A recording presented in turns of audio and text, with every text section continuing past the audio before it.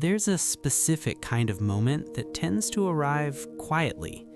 Maybe you're washing your face at night and you catch yourself in the mirror. Really catch yourself. And for just a second, you notice something different. A line that wasn't there before. A softness around the eyes. And instead of that familiar flicker of dread, instead of the anxious mental spiral that culture has trained you to expect, you just look, and you feel something closer to peace than panic. And then a small, strange thought surfaces. Why don't I feel afraid of this? If that's ever happened to you, even once, even faintly, I want you to know something right away. That's not indifference. That's not denial.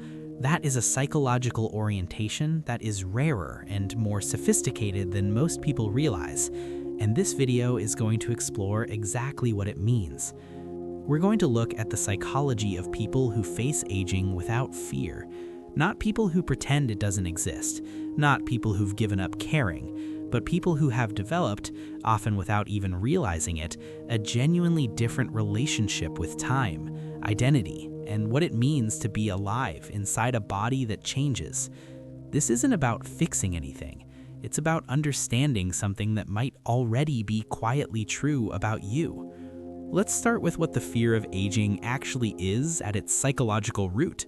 Because on the surface, it looks like vanity, like caring too much about wrinkles or gray hair or slowing down. But underneath that, the fear of aging is almost never about appearance. It's about identity. It's about the deeply human terror of becoming someone you no longer recognize, of losing relevance, of running out of time before you figured out who you were supposed to be.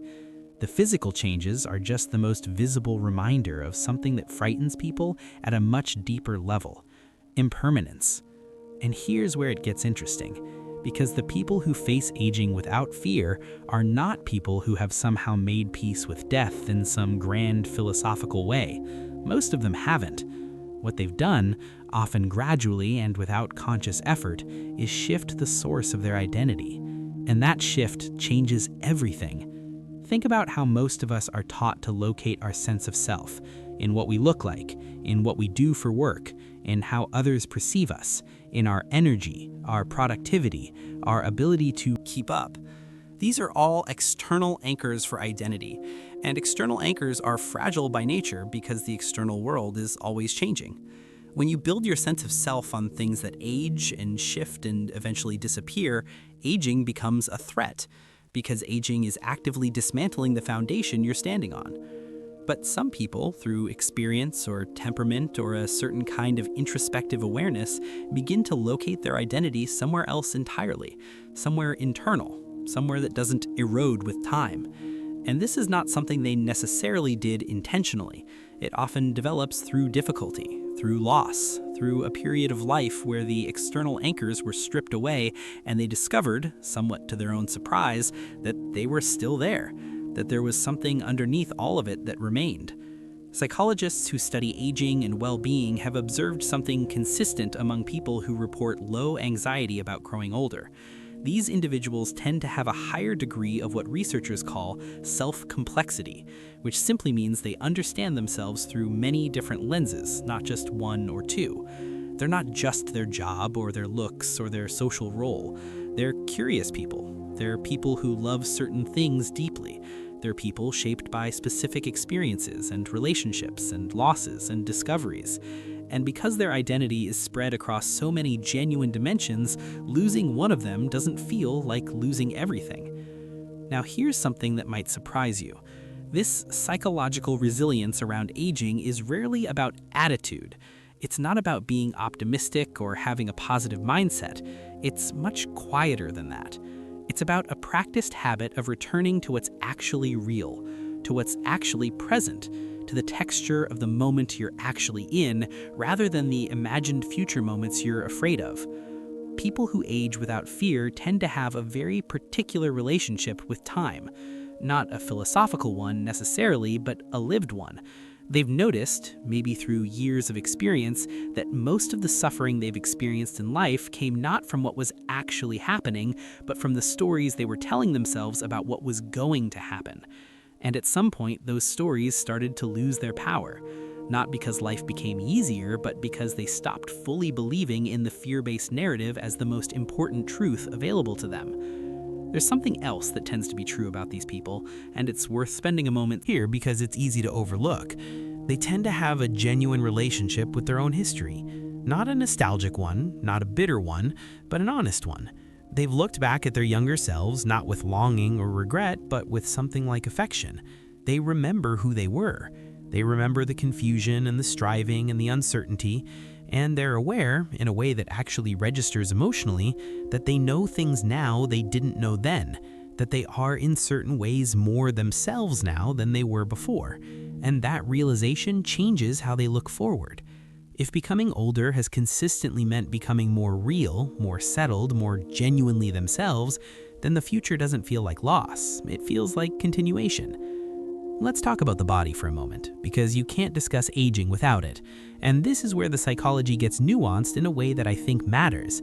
People who age without significant fear are not people who are indifferent to their physical experience. They're not disconnected from their bodies. If anything, they tend to have a more attentive, more accepting relationship with their physical self than people who are afraid of aging. They notice changes without catastrophizing them.